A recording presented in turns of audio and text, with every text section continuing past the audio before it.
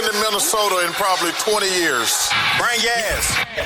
Welcome to Flagrant Howls, a Minnesota Timberwolves lifestyle podcast. We made it, boys. It was a roller coaster ride on these Monday State of the Wolves episodes. But we made it to the 6th seed and a playoff series against the Lakers. How are we feeling this morning? How many days of the season did the Wolves actually spend in that top 6? That's a great question. It feels like not many. No, cool. The hottest they've been is over the last 2 months.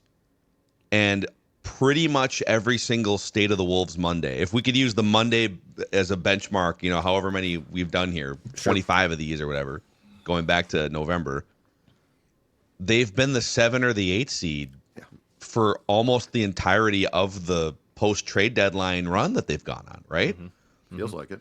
But you've always been looking at their schedule. It's the easiest schedule. If they keep winning and they wind up going 15-4 in their last 19 games and they squeak in. Yeah, it gets a little clouded because of the new format. It used to be for years it was just 1 through 8 and then they play each other.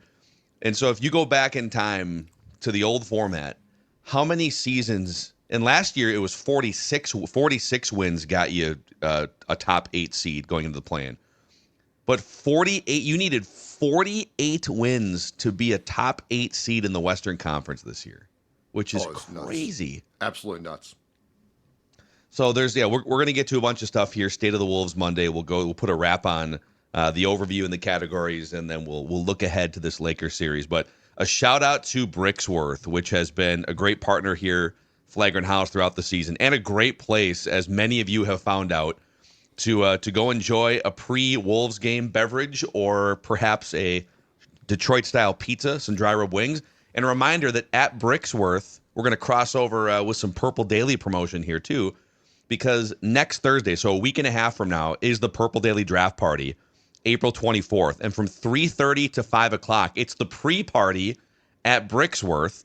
And you can win tickets to the event, to the Purple Daily Draft Party, if you show up and hang out with us from 3:30 to 5 o'clock at Bricksworth a week and a half from now, 2 Thursdays from now. And we don't have the full schedule. The Wolves might be playing that night too, so we'll keep an eye on that. It might just be this and crazy...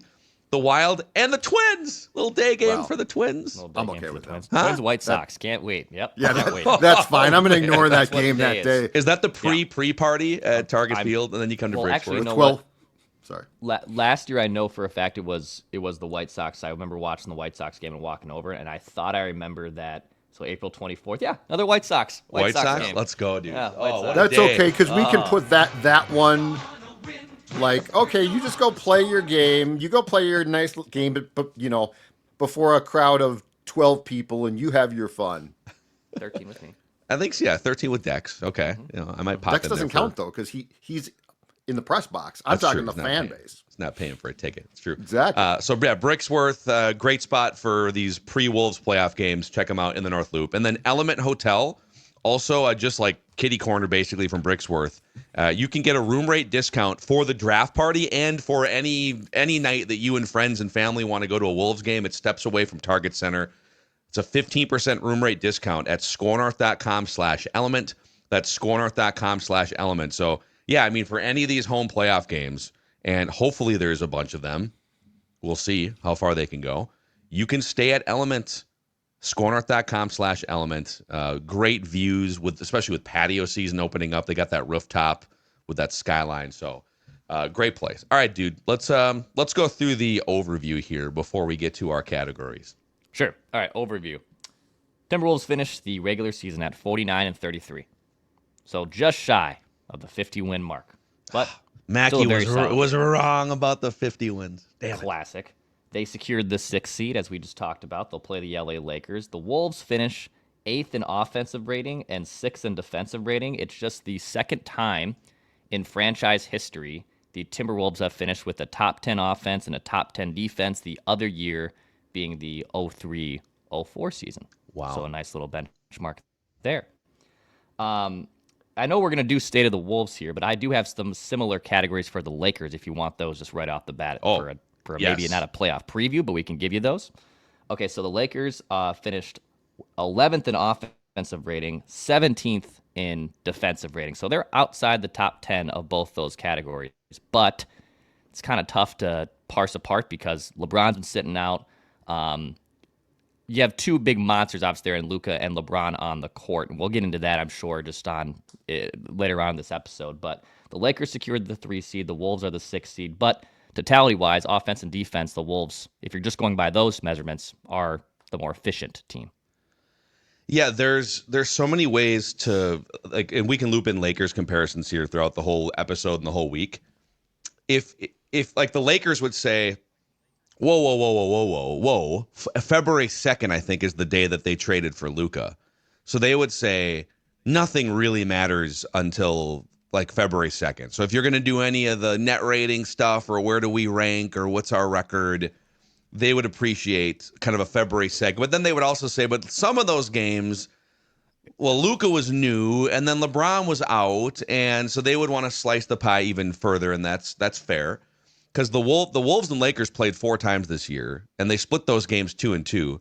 I think 3 of those games were before the Luka trade, and one of them on the Wolves side, I believe Julius and Gobert were both out. Like the Wolves had a bunch of dudes out.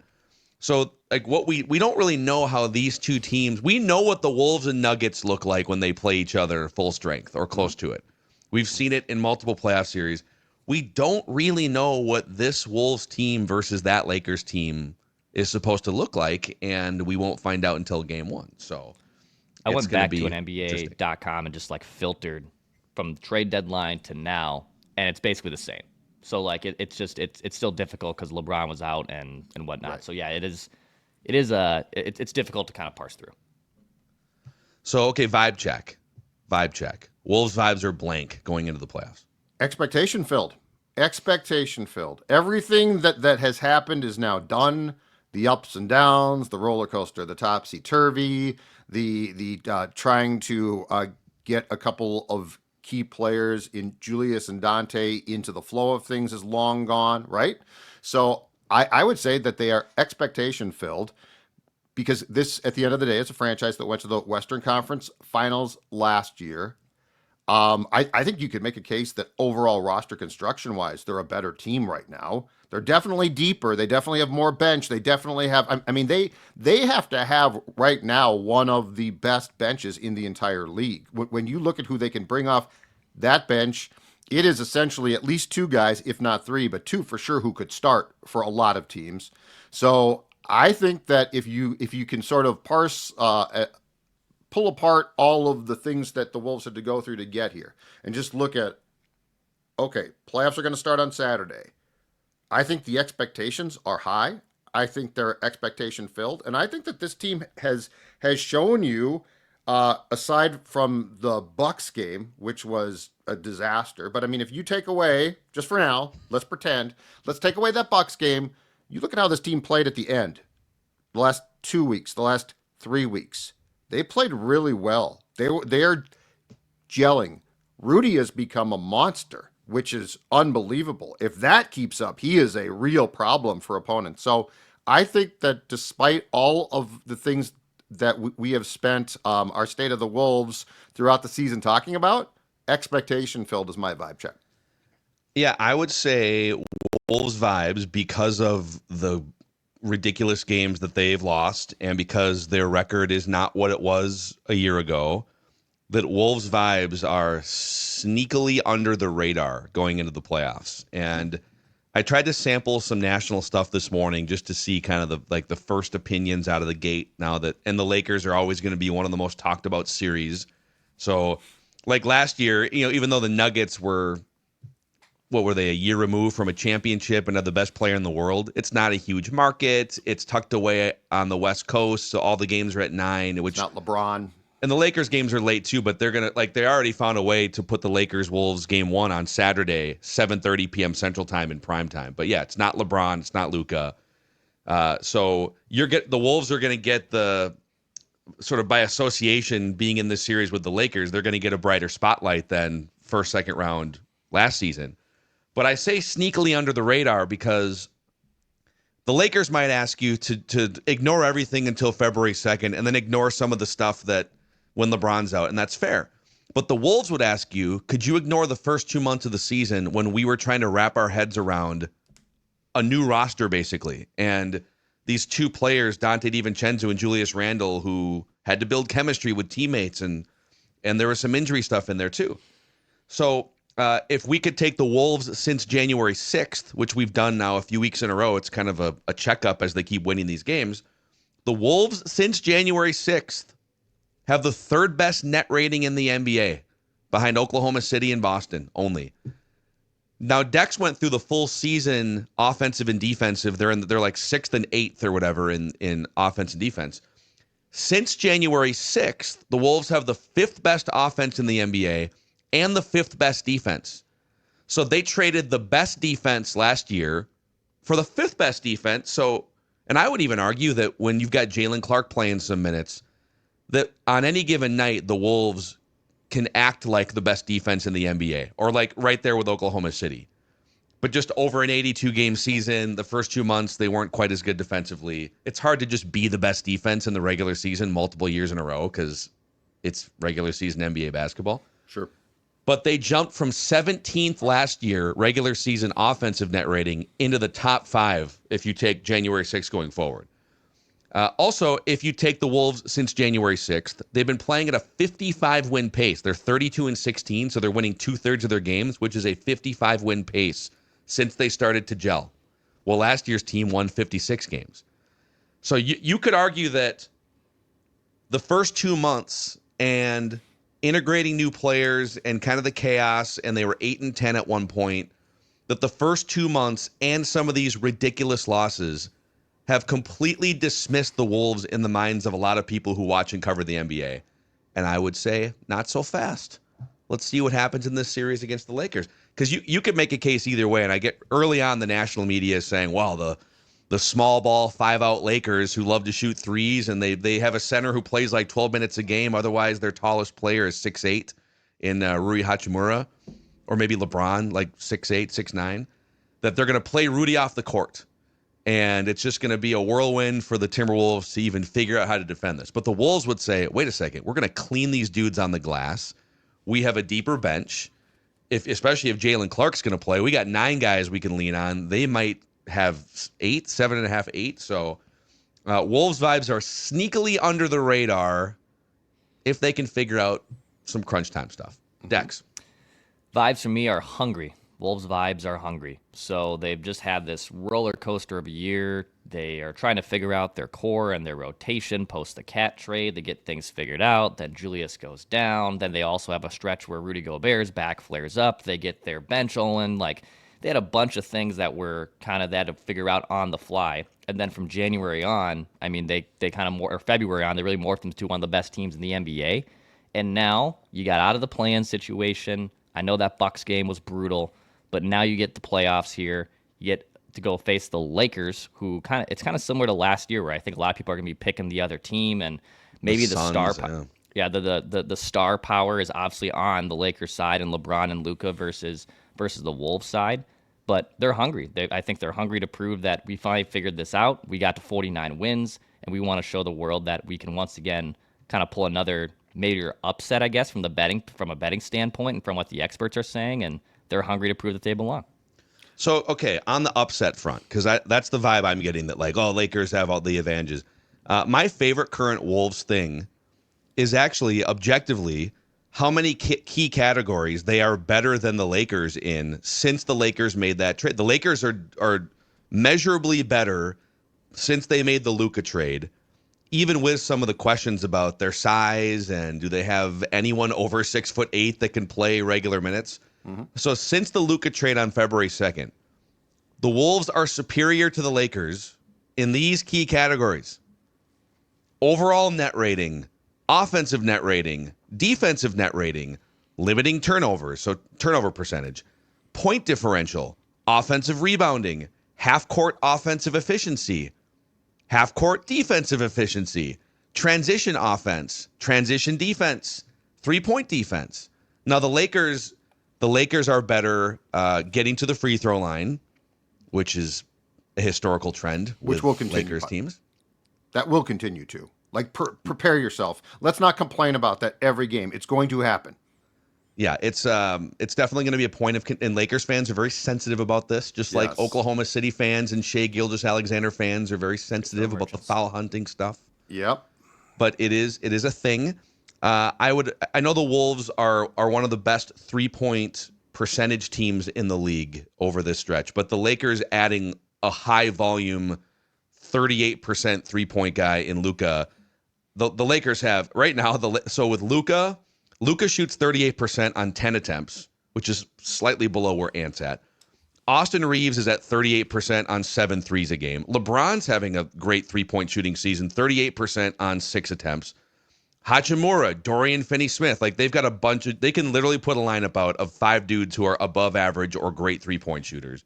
Mm-hmm. So I will give 3-point shooting a check for the Lakers, but the Wolves also have some great 3-point shooters as well.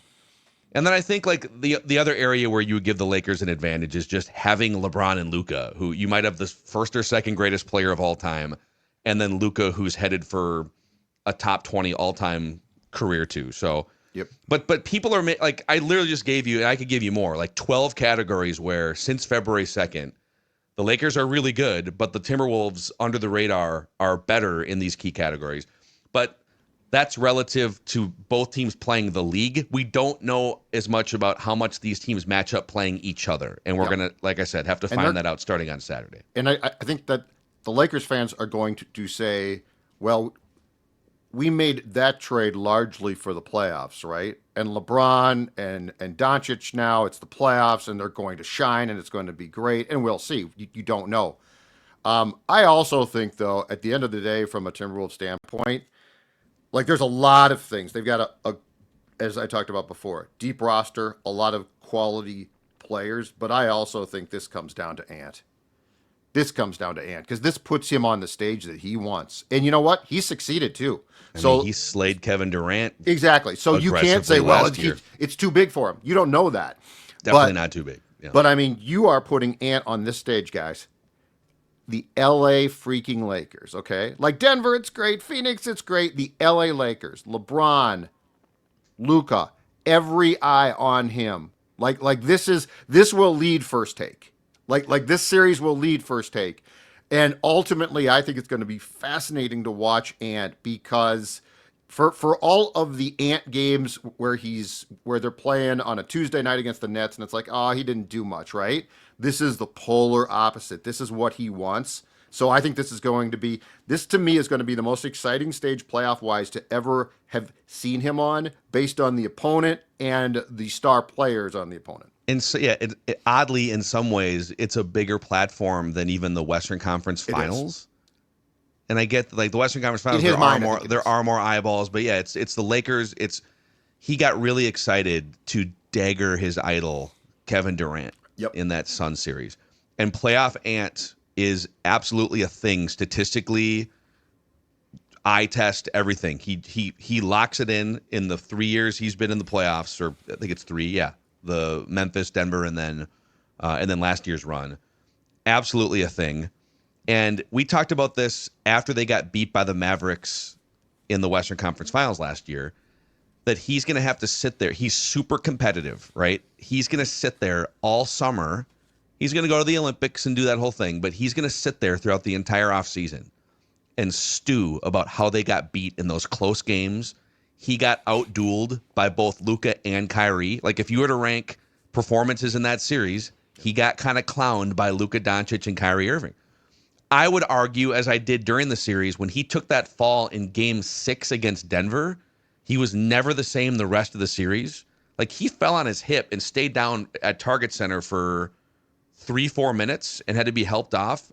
Came back in the game, kind of struggled to get his offense going. And then Game 7, he was inefficient. And so I do think he was far less than 100% in that Maverick series. But either way, he had to sit and stew on Luka clowning him in that series. And I wonder how he's going to respond given the next chance at it. The other thing about Luka in that Mav series, like he made his own shots and the game winners and stuff, and he's ridiculous.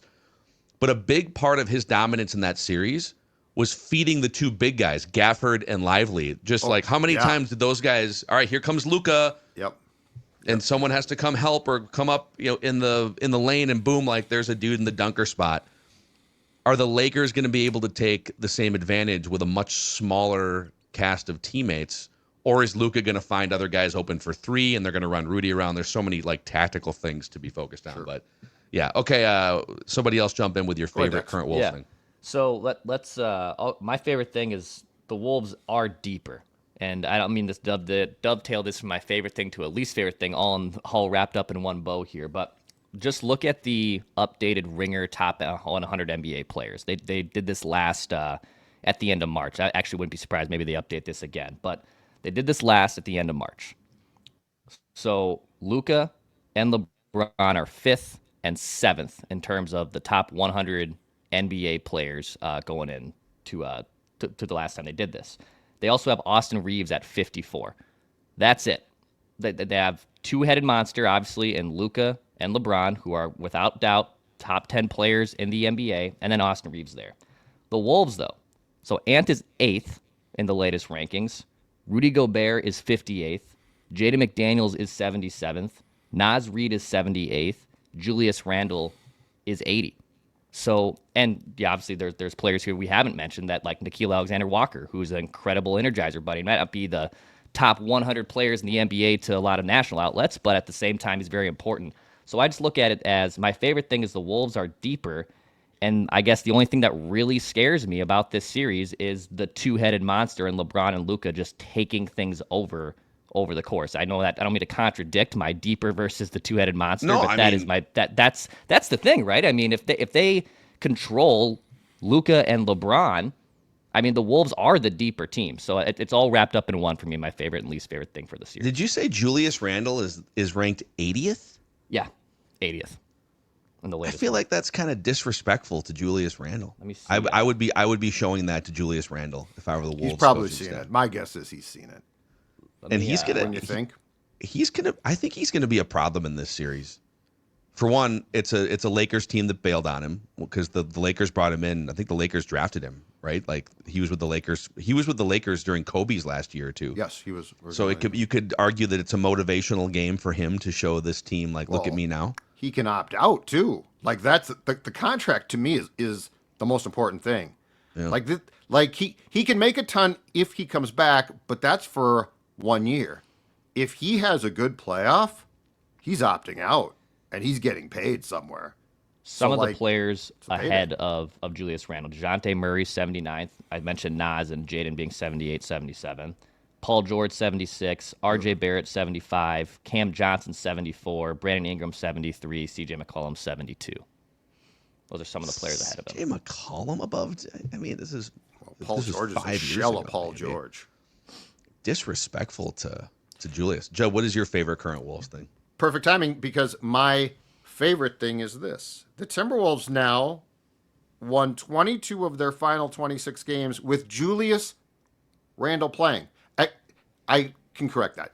They won 22 of the last 26 in which he played, because he did miss a stint there.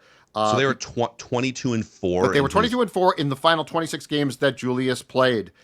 In those games, he shot 51% from the field, 38% from three, averaged 6.5 boards per game, 4.9 assists.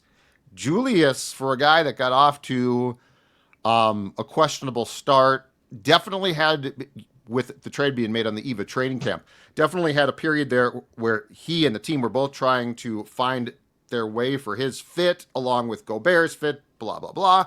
But when you win 22 of the 26 games that he plays in, 22-4, that is a really, really impressive stretch. And the eye test backs up the play too.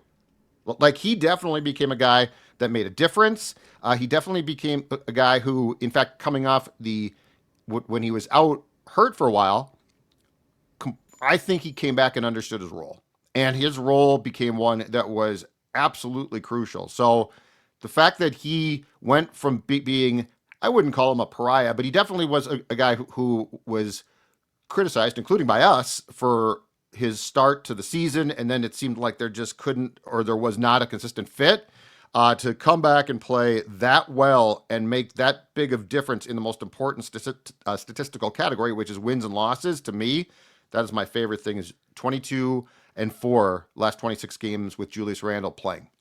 And there are some questions about Rudy Gobert's role in this. Is he, against smaller lineups, is he going to be able to be out there for the 34, 35 minutes that I think Chris Finch would like to play him? That's like, I don't think he's going to be playing 15 minutes, but there's going to be some times where it might work better for you to go small. Yeah. But Julius Randle's not getting played off the court in this series. In fact, there's a good chance he could feast inside offensively, because there's not there. So Jackson Hayes is the tallest rotational player for the Lakers. He's a 5. He literally plays like 12 to 15 minutes in most games. Now, are the Lakers, this is where it's like these two teams are going to be sitting there in the film room for a week trying to figure out, man. Is Redick going to come out of that? And I think what he's going to come out and say is, yeah, we'll probably start Jackson Hayes, but he's going to play 9 minutes or 12 minutes. And then it's going to be small ball, 5 out. We're going to try and run these dudes around and just make a bunch of threes and put Rudy in. We're going to try and play Rudy off the court like the Mavericks did in the playoffs a handful of years ago when he was with the two famous series that Rudy gets clowned for with the Jazz, or the Clipper series where they were up 2-0 and then the Clippers played him off the court, and then the Maverick series. Sure. But a lot of smarter people than us have done the YouTube breakdowns of those Jazz perimeter defenses were so bad because you had, like, Joe Ingles was not a great defender, and you had these guys that, Donovan Mitchell, not a great defender. The Wolves have an elite, when they are locked in, an elite set of perimeter defenders, especially compared to those Jazz teams. But the narrative kind of fell on Rudy, like, oh, he's running around, chasing dudes in the corner. So, man, there's so many fun matchup things here. Okay, before we get to our least favorite current Wolves thing, Craft Beer Fest is coming up. If you enjoy an adult beverage, maybe an IPA, Dex, where should Absolutely. you go? Craft Beer Festival, right at the Minneapolis Convention Center. You can get your tickets at MinnesotaCraftBeerFestival.com. They're going to have a ton of different breweries there, over 80 breweries and craft beverage companies serving unlimited pours. If you love craft beer, this is a must-attend. Saturday, April 26th, at the Minneapolis Convention Center from 1 to 5 o'clock. Again, grab your tickets at the MinnesotaCraftBeerFestival.com. MSP Plumbing, Heating, and Air also powering Flagrant Howls on this Monday, Judd. Indeed. And here's the most important thing. You know what? I think there's a question. Sports Dad, do you use the people that you talk about? And the question, or the response in this case, is absolutely. In fact, I've been talking about this for a couple of weeks now, but the folks at MSP Plumbing, Heating, and Air have been out to my house a couple of times, including most recently to fix the furnace, which went on the fritz on a Friday, completely shut off by Saturday. Guess what? Saturday, they come out, they fix it. It's absolutely perfect now. So if you have a need when it comes to these things, I can tell you right now, MSP can take care of you. They do outstanding work. This is all about trust and quality. And the trust and quality that I have and that you can have in the folks at MSP is incredibly high. It's going to get warm. So guess what? Air conditioning time, right? MSP Plumbing, Heating, and Air can take care of that for you. For service, give them a call, 651-615-4292, or check out their website, callmsp.com. Call msp.com for all of those needs, and the recommendation comes from right here. Sports Dad's telling you they're the best. Joe, why don't you start us off with your least favorite current Wolves thing? Okay, my least favorite current Wolves thing. Actually, I'd like to project a little bit here, and I hope this does not take place, but I fear it might. I think that Jalen Clark potentially needs to play a role in this first round series. Mm-hmm. He is a Velcro defender. He is a pain in the ass. He frustrates teams. He also seems to do a really good job of keeping his composure. I know that he's young. I know that Chris Finch trusts him, but because he's young, he only trusts him up to a certain point. And I fear that he's not going to be used or looked to as much as he probably should be, because when it comes to talking about how are you going to approach the Lakers, how are you going to potentially shut down certain guys, I think, and I'm not saying he's got to play a ton, but I do think that he should play. And I do think that we are going to find out that the way that he does play translates really, really well to the playoffs if he gets that chance. I just hope that he does. I love this take. Yeah, it's the gap between how Finch talks about Jalen Clark and the way that he says he feels about him, which is I trust him implicitly, offense and defense. He's so mature. He is clearly Finch's favorite of this young bunch of players, Rob Dillingham, Terrence Shannon Jr., and then the other guys who barely get time in garbage time. Mm-hmm. But lately, when it's, hey, these are do or die games if you want to avoid the play-in, and your lineup combos speak more loudly than your words at a press conference after the game, the Jalen Clark, he'll get that first shift for a few minutes, but that second shift in the second half kind of goes away. He's gone from being 15, 18, 20 minutes with some injuries, maybe more, to now maybe getting a few minutes, and sometimes just even that faucet gets shut off. But but to piggyback off your point, the Lakers, so these last few games when the Lakers are trying to secure that 3 seed and they're playing all out too, they've been playing a 9-man rotation, but it includes like backup, I think undrafted point guard Jordan Goodwin for 8 minutes. I could see a dude like that being cut off from the playoff rotation. We'll see. And then like Jared Vanderbilt, who was a Wolf for a few years, gets 10, 12, 15 minutes because he can do a lot of things, Swiss Army knife. But it's 38 minutes of Austin Reeves. It's 37, 38 minutes of LeBron. It's 40 minutes of Luka. And Dorian Finney-Smith off the bench is playing over 30 minutes. So as the Lakers maybe pare down their rotation to the guys that they actually trust, and 40-year-old LeBron is being asked to play maybe 40 minutes, and Luka's been dealing with injuries. I think he's in the best physical condition now that he's been in all season. But fatigue and age and wear and tear could be a factor in this series. Mm-hmm. If you can inject 10 to 12 to 15 minutes of a ninth guy, a Jalen Clark, who also, by the way, like the Lakers are playing small. So if the Wolves are looking to be switchy and stay on some of these three-point shooters, that's my point. He's a guy that can fit your rotation in this series, I feel like. And if it means that a couple of your key players get 2 or 3 extra minutes of rest and their battery's a little more charged in the fourth quarter when it's a 4-point game, and some of these Laker players are gassed in Game 4, Game 5, Jalen Clark could be a sneaky component if they trust and lean into him. And he frustrates guys. He frustrates them. Yeah. And this might sound weird, but one of the things I love about that kid is, for the most part, his expression never changes. He's a defensive assassin. Like, you don't get a lot of emotion. You just get, he sticks to you and he frustrates you. And he plays really hard. Like he plays a physical enough game for the pro game that I think it's impressive. But yeah, I fear Finchie's going to stick with his guys, and I think that Clark, as they scout this, Jalen Clark should become a guy that moves up the list a little bit as far as we need to actually get him some significant or meaningful playing time until he proves he can't do that, which I don't think they're going to find. Yeah, just the more that you can, I think the more that you can harass the Lakers. Correct. Harass, pick them up 3/4 court, just make it tiring and hard for them. Yep. And I'll say this, like, just maybe this is a least favorite Wolves thing. I'm going to do it in a different way, going back to the playoff series against them. The last time they played Luka in a playoff series. My least favorite thing in that series was they gave Luka a breather every time down on defense, it seemed like. I mean, he's a bad defensive player. He's a guy that is, like, he is one of the greatest offensive players we've ever seen. He is not a good defensive player. And it just kind of felt like the Wolves, if he happened to be caught up in, a defensive rotation, okay. But there's other teams that will hunt that dude. All right, we're going to run a pick and roll. Where's Luke? Who's Luka covering? Call him over for a screen and roll. Get him in a screen and roll. And I'd love to see the Wolves do more of that. Literally hunt that dude on defense. Make him work. Tire him out. Because how many possessions was he just like standing in the corner? Maybe it's like Jaden's in the corner. He points at guys, though. He tells guys what to do. That's my favorite. He's like, you get over there to play defense. Rotate. So I'd love to see that. But my other least favorite Wolves thing, it's going to be a thing until it's not. Playoff Julius Randle has been kind of a mess in his career. Yeah.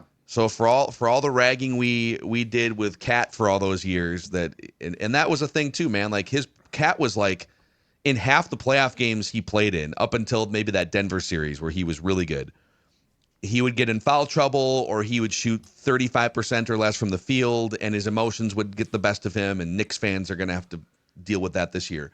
But Julius Randle, in the 15 playoff games he's played in, he's shooting 34% from the field. He's shooting 28% from three. In fact, of those 15 games, Julius Randle has shot below 45% from the field in 13 of the 15 games. So you could argue that in almost every game he's played in, his offense has been wildly inefficient. Is it small sample size? Is it him trying to do too much and take over games? Is he going to fall into some of those same traps, or can he carry over what he was doing for the majority of the 22-4 run that Judd talked about? But yeah, playoff Julius, definitely not a narrative. It's been a real thing through those 15 games. Yeah, I'd worry about Luka and LeBron just exposing things near the end of a game and the Wolves collapsing like they obviously did against the Bucks and other points this season. And like I think even coaching, like Chris Finch has the advantage over JJ Redick. Like I don't know about that. No. JJ's really, really good. JJ is one of the best tactical coaches in the league. Yeah. I mean, Finch has like way more experience as a coach, obviously. And this will be JJ's first time ever coaching in the playoffs. That's the one you thing. Get into a 7-gamer. But that dude is really smart. Okay. Yep. He's arrogant, but smart. Yeah, I think. I mean, it's very close because Finch is a really good coach, but Finch has been unable to unlock the late game stuff. Yeah. And I want to pull up, like, I wonder if we can pull up here just like the clutch time since they acquired Luka. And the clutch time stuff, Wolves wise, until it's disproven in the playoffs, has to concern you. And like, it can't just be Ant. It is a thing. Well, it can't just be relied upon that like Ant's going to hit step back threes when there's a close game inside three, because the Lakers offensive strategy isn't just going to be LeBron and Luka launching 28-foot shots from beyond the arc. So yeah, I mean it's hard because like this is JJ's first season, and maybe because it's different when you get to a 7-game series and all of the scouting eyes are on that matchup. Right. You can see, I mean, Doc Rivers has had how many meltdowns where his team gets up in a series 3-1 and then they blow it, and his reputation as a postseason coach is sullied because of those his inability to adjust in a 7-game series. I'm not counting on him. So it's a good point, and it's a definite thing in sports. Like when you do get to the playoffs, what happens? But I will say this: that JJ has been impressive enough this season that I'm not counting on him melting down in the playoffs. Like if he does great, that's if you're the Wolves, that's fantastic. But he's shown enough too. I also just as far as like in the weeds as well, I wonder who the week off gives a bigger advantage to, because there's two things that strike me. One is LeBron at his age, no question, is going to be at least a primary beneficiary of the time off. The other thing is, and this is really deep, but from a scouting standpoint and schematic standpoint, is it advantage Wolves, Lakers, or a wash? Because this is a lot of time to come up with a plan. Well, you're going to get like a fully charged 40-year-old LeBron because of and the Lakers were never in danger of having to play in the play-in anyways. So I would say early in the series, with Lakers playing at home, with LeBron being fully rested, Luka being rested if there's any lingering dings there, they're going to be fully charged. But then the further you get into the grind, that's where it's like you got to make the 40-year-old work. You've got to literally pick those dudes up as much as you can 3/4 court, and if it means playing Jalen Clark extra minutes. So on the season, in terms of clutch time, the Wolves wound up finishing. They moved up a couple spots in the last. I know they had a couple clutch time games, but they moved up. They finished 23rd in clutch time net rating. The Lakers were 13th. The Lakers went 23-16 in clutch time games. The Wolves were 20-26. So the Lakers were a level or two better than the Wolves on the season in those clutch time games, which makes sense when you've got two dudes who are slinging daggers for the majority of their career. So, Any other final thoughts on the State of the Wolves Monday from you guys before we'll have plenty more this week. We'll have our hottest Wolves takes. We'll have Kyle on at least once or twice. This is going to be fun. I'm actually glad it is a different team this time around. I think, if you had gone Denver again, I'm not saying it's bad. It's fine. But the Lakers is just, it's going to be, I think it's more fun to get a different opponent than you did a year ago. So this is going to be really interesting to watch, because at the end of the day, some of this is going to be a referendum on Chris Finch too.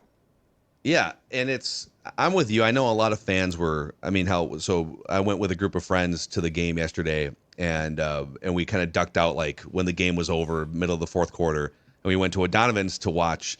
So like Rory McIlroy fans will gather at O'Donovan's, the Irish pub, to watch if he's like in a big tournament. So we went over there, and there was a group of Wolves fans at the table next to us. So we're glued to the Masters, but had the Warriors Clippers games on the phone to see. And everyone in there that I talked to was desperately rooting for the Warriors to win that game, because you want to avoid the Lakers, and you know that you can beat the Nuggets. First of all, I know the Wolves have owned the Nuggets lately, but you're also playing the best player in the world in a 7-game series. And so it's not like people made it seem like it's a cakewalk if you get the Nuggets just because the Nuggets they fired their coach. I think the Wolves would have been favored. But to fear the Lakers, dude, the Western Conference is loaded from top to bottom, and the Wolves are one of those loaded teams. So I'm not in like the fear mongering. Bring on anyone. Let's have a fun series. This is another really fun, great chapter in Anthony Edwards' career. KG had a lot of cracks at these teams. It took KG until he was almost 30 to break through and win a playoff series, and finally, Ant's done it. Ant's already done it. Yeah. KG had cracks at the Rockets with the Hall of Famers like Barkley and Drexler and those guys. I think he had a crack at the Blazers with like Scottie Pippen and those guys. He did. The Sonics with Sean Kemp, and the fact that Ant has already made his mark. Kevin Durant, Nikola Jokic. Bring on bring on a Luka, bring on a LeBron. I think Ant it's just loves a fun this too, chapter. right? Like Ant's not like, oh crap, it's the Lakers. What am I going to do? Like, this is going to be fun. Yeah, but that's a good point. This conference is so deep. I don't know that there's a team where I would say that's the ideal team. Like, that's the team. They're not good. This conference, top to bottom, is really good. But I just think that this is going to be a really fun, premium, prime time series. And I do think when the Wolves are playing like they can, and that they have for a few months now, I do think that the Wolves are among the elite. Yeah, well, they are literally. I know that ifs, ands, buts, and you could play this game for all these teams. Final thought, and then we'll say goodbye here. They finished 3 games behind the Rockets for the 3 seed, or for the 2 seed. And we could list off 7 or 8 inexplicable losses that make no sense and don't align at all with how good they are when they're playing at their peak. But that's also their story. Is they could look like the best team in this series until the 3-minute mark of the fourth quarter. And then LeBron and Luka, because of their experience as closers and Hall of Fame GOAT statuses, that's going to be the key. I doubt that the Wolves are going to be able to blow the Lakers out comfortably to avoid clutch time against JJ Redick coached LeBron, Luka Doncic. Can you out clutch time those two dudes is going to be one of the big storylines here.